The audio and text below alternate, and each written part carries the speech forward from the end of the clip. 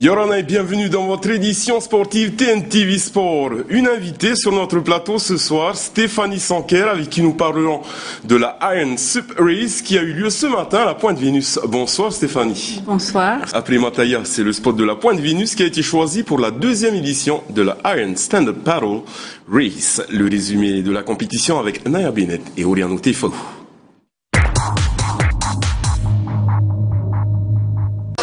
Plus de 80 participants, toutes catégories confondues, pour cette Iron Stand-Up Paddle Race, seconde édition. Le nombre a doublé pour la plus grande satisfaction du comité organisateur.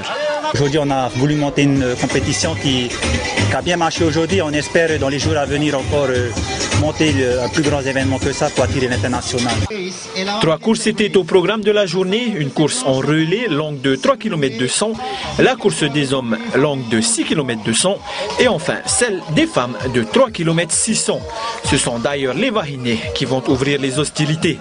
Tout droit venu de Bora Bora, Uranui Chevalier n'a laissé aucune chance à ses adversaires. Je pensais pas être arrivée première, je visais dans les 5. Au départ c'était un peu dur parce qu'il y avait toutes les filles, donc les paddles ça se cognait. Ensuite j'ai essayé de tenir sur la première et quand j'ai vu qu'elle lâchait, j'ai donné. J'ai décidé de participer pour le fun. Donc au départ, j'ai pris un mauvais départ, ma quille était bloquée dans la plage. Donc je suis partie parmi les derniers et puis j'ai rattrapé petit à petit mes concurrentes. Après les Vahinés, c'était au tour des Tanais de s'élancer sur leur planche. Organisateur mais également grand champion, Georges a eu du fil à retordre mais n'a pas laissé la victoire lui échapper. Une course très dure vu que j'avais un concurrent Secoria, sa maîtresse, on l'appelle son de Eric Léon, mais bon, on a essayé de faire la course ensemble, tout ça, je crois que j'ai de la chance, il est tombé vers le Toa Hiro et je pense que c'est comme ça que j'ai pu prendre le dessus de la course, quoi. La journée s'est donc terminée par la course en relais dite Tag Team. Pour le comité organisateur, l'objectif est clair, promouvoir cette discipline qui est en plein essor et s'ouvrir à l'international, et ce, grâce aux nombreux et généreux sponsors. Stéphanie, tu fais partie du comité organisateur de la Iron Sup Race, mais également compétitrice. Les femmes étaient à l'honneur aujourd'hui.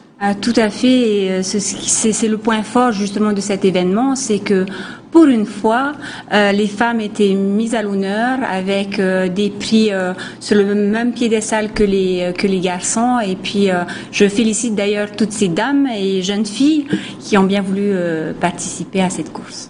Le même piédestal que les garçons, c'est assez rare. Je pense que beaucoup partagent mon sentiment. En tous les cas, sur les événements sportifs, souvent, malheureusement, ce sont les hommes qui sont mis à l'honneur.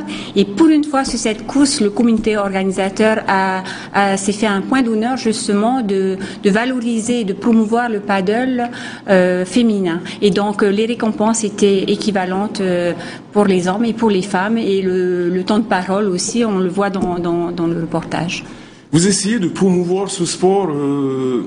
C'est une façon de promouvoir, d'organiser ce genre de course, ou vous avez d'autres moyens de promouvoir ce sport? Ben, c'est sûr que toujours ce genre de manifestation permet justement de toucher un grand nombre et de faire la promotion de ce sport. Mais à toutes les occasions, toutes les personnes qui font du paddle sont ouvertes. Et si vous les voyez, vous pouvez leur demander d'essayer des planches parce que c'est souvent le premier essai qui va convaincre les gens d'adhérer à ce sport parce qu'il est accessible de 7 à 77 ans. Je dis tout le monde peut en faire.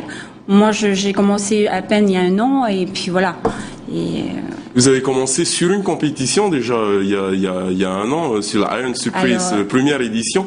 Vous êtes arrivé d'ailleurs première dans cette compétition. Effectivement, ce même comité a déjà fait une première édition sur Mataya. Donc ça, c'est très bien aussi de pouvoir un petit peu être partout sur l'île. Et là, une deuxième édition avec le double de participants. Et on espère comme ça avoir touché tout le monde. monde. Et puis, Vous le disiez tantôt, des sponsors généreux. Un sponsor particulier aussi qui vous a amené une vingtaine de stand-up paddle, me semble-t-il, ce matin. Il était un peu en retard, il a eu une crevaison, j'ai cru entendre, mais une vingtaine de stand-up paddle à prêter aux concurrents. Oui, donc c'est paddle, en plus une confection locale, une Macaré, la Macaré. Et donc il est venu avec ses 20 paddles et qui ont servi à faire la 3e course, la course mixte, 2 hommes et une femme. Et voilà, donc tout le monde était avec la même planche. Voilà. Et c'était une journée ouverte à tout le monde. Il y a des gens du public qui étaient sur la plage, qui s'y sont essayés. Tout à fait, jusqu'à 2 minutes du départ, des gens sont arrivés, ne savaient pas qu'il y avait, comment dire, des paddles à disposition, parce qu'on a mis des paddles à disposition, donc tout le monde pouvait participer. Et dans le paddle, ce qui est formidable, c'est que voilà, c'est accessible à tous, femmes, hommes, enfants, et voilà, j'encourage vraiment tout le monde à faire du paddle. En plus, ça travaille tout. Et justement, en encourageant tout le monde, quels sont les bienfaits de ce sport? Ben déjà, on est dans l'eau et c'est le milieu aquatique, donc ça détend. D'autre part, ça travaille tous les muscles. On fait du step.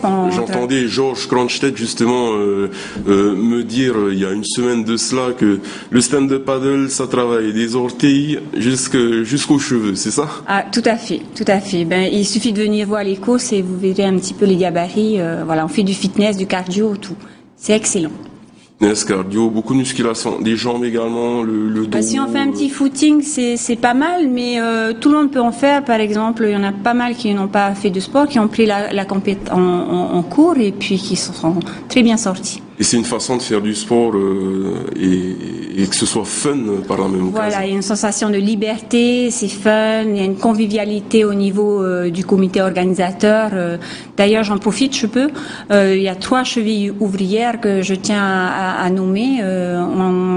La personne de Georges Kronstedt, voilà, et Christophe Godot, appelé Potts aussi, et Melinda Omiron. Et grâce à eux et à la bonne humeur de tout le monde et bien sûr à tous les sponsors et les partenaires, on a réussi à faire un événement convivial. Prochaine compétition, la Iron Mana à Bora Bora le 15 décembre, c'est bien ça? Voilà, une compétition à Bora Bora, donc on a le festival liquide. Voilà. Mais c'est pas fait par ce comité organisateur. Nous, on aura une 3e édition. D'ailleurs, le t-shirt que je porte là, on a reçu les 6 premiers de chaque catégorie ont reçu un lycra qui leur permet d'accéder à la 3e édition de la Iron Sup. Stéphanie, merci d'être venue sur ce plateau. Merci à vous de nous avoir reçus. Et puis voilà. Et puis on fait un petit coucou à tous ceux qui sont en train de ranger et de la 3e mi-temps. Merci de nous avoir suivis. Je vous souhaite une excellente soirée sur Tétinu Télévision. Teruha Yarai.